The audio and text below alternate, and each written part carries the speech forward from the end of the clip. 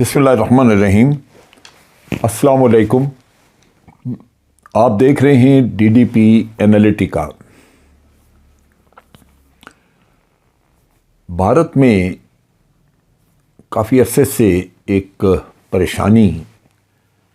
اور وہ یہ کہ جو ان کا بیانیہ تھا کہ پاکستان دہشت گردی کرواتا ہے، پاکستان دہشت گرد ملک ہے، اور یہ بیانیہ خاص طور پہ اس وجہ سے کہ ایک فارن پالیسی کی ایک پلان بنائی گئی جس میں یہ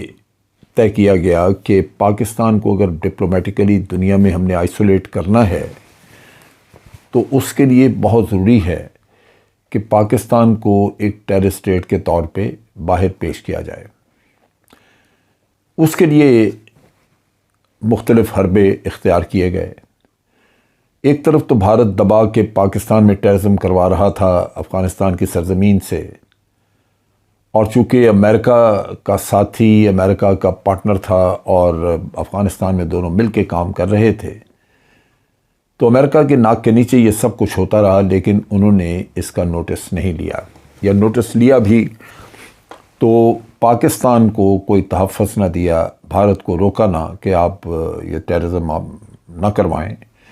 الٹا ایسے واقعات کیے گئے جن سے کہ پاکستان کو دنیا کے سامنے ایک ٹیررسٹ کنٹری کے طور پہ پیش کیا گیا۔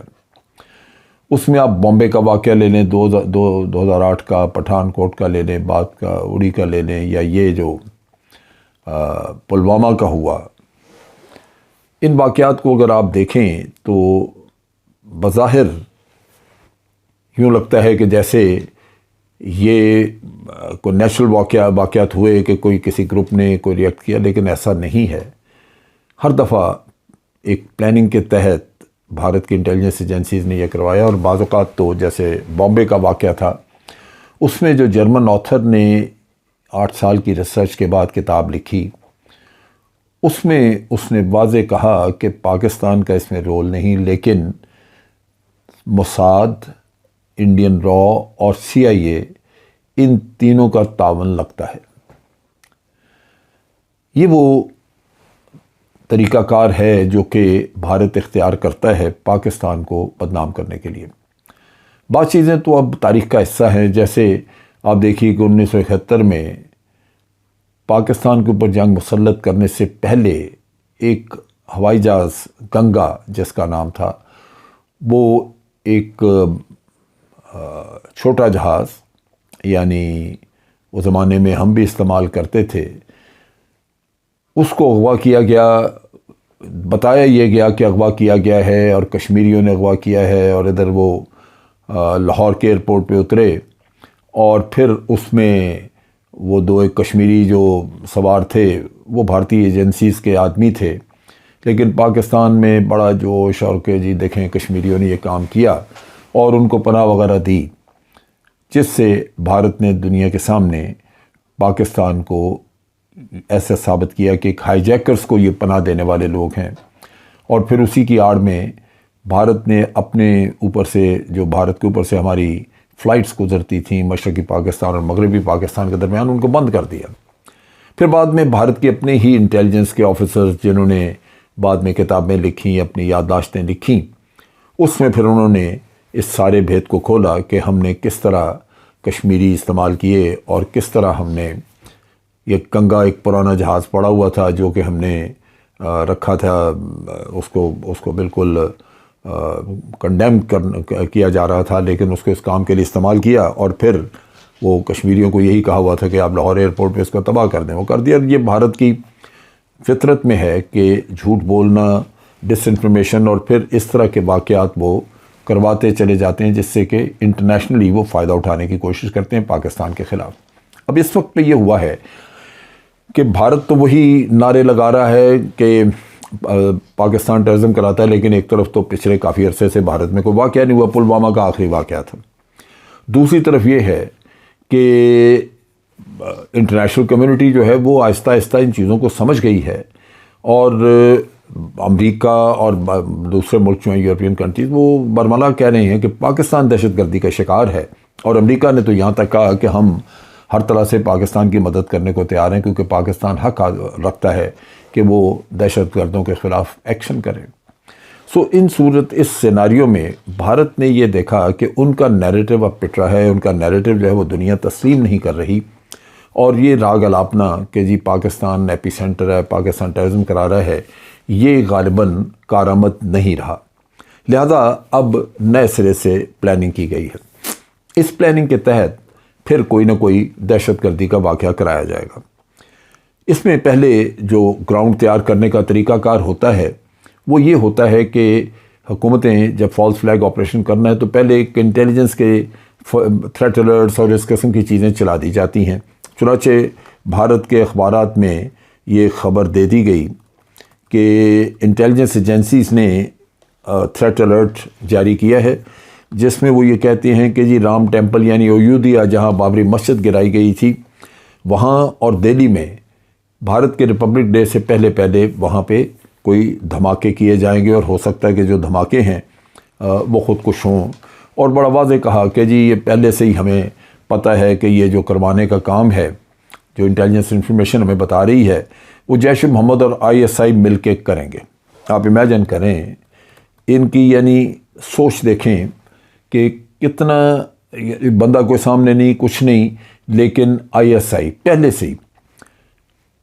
اور یہ اس لیے بھی ان کا ضروری کہ پاکستان نے بڑے سالڈ ثبوت مہیا کیے بھارت کی دہشت گردی کے،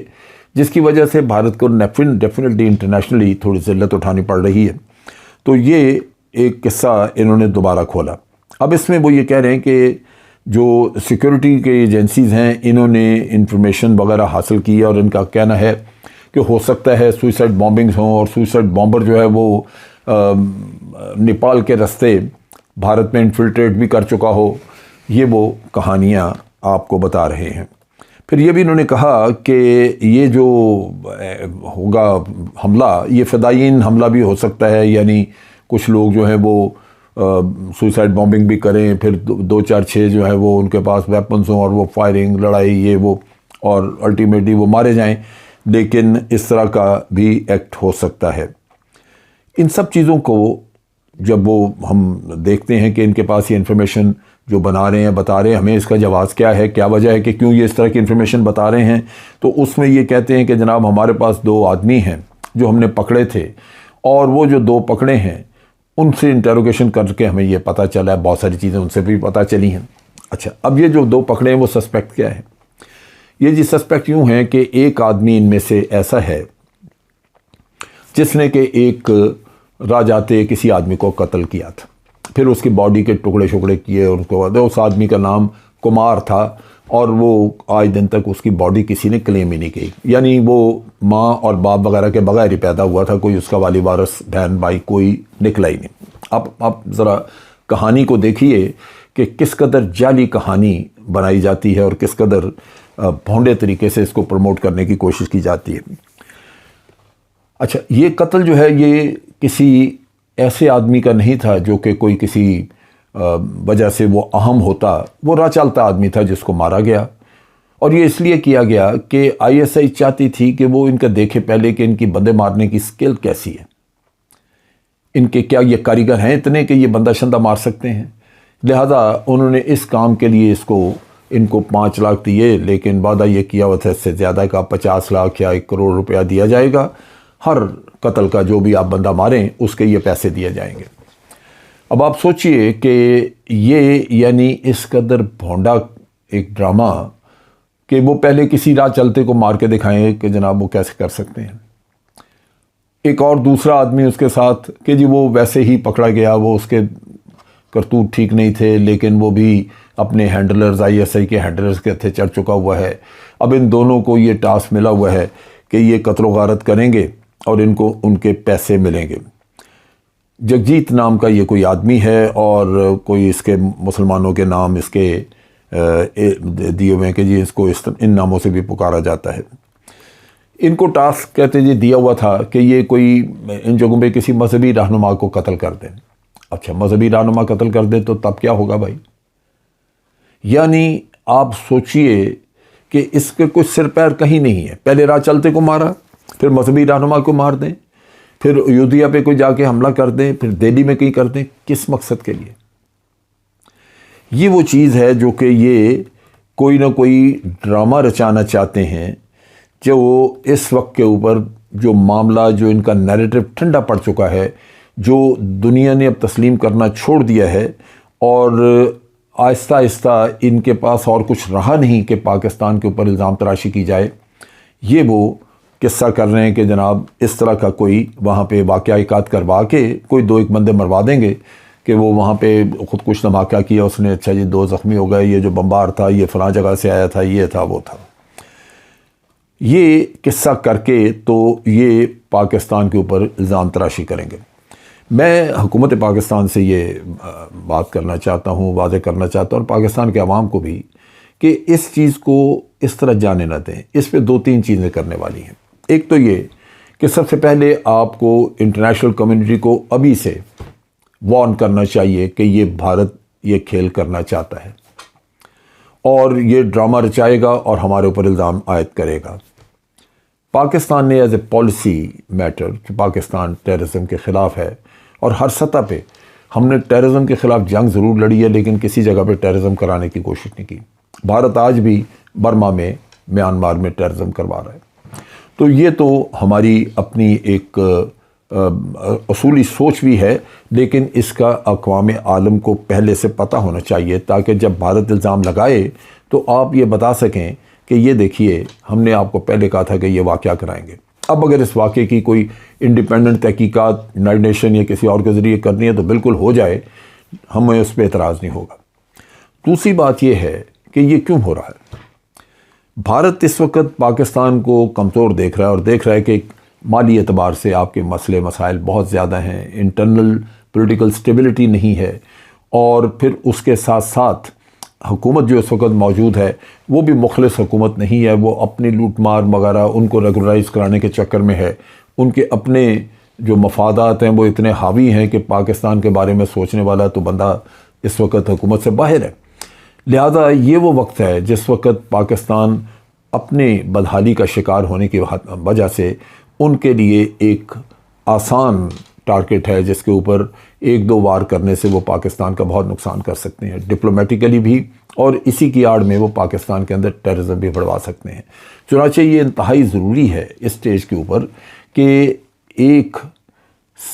اگر حکومت میں یہ کیپیسٹی نہیں ہے تو افواج پاکستان کو یہ کام کرنا چاہیے کہ اس کے لیے منصوبہ بندی ابھی سے،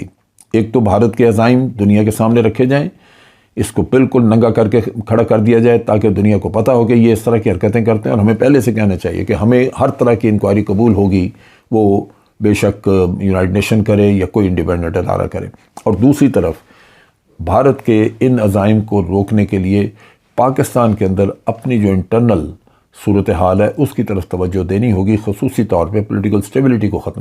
لانے کے لیے، پولیٹیکل انسٹیبلٹی کو ختم کرنے کے لیے۔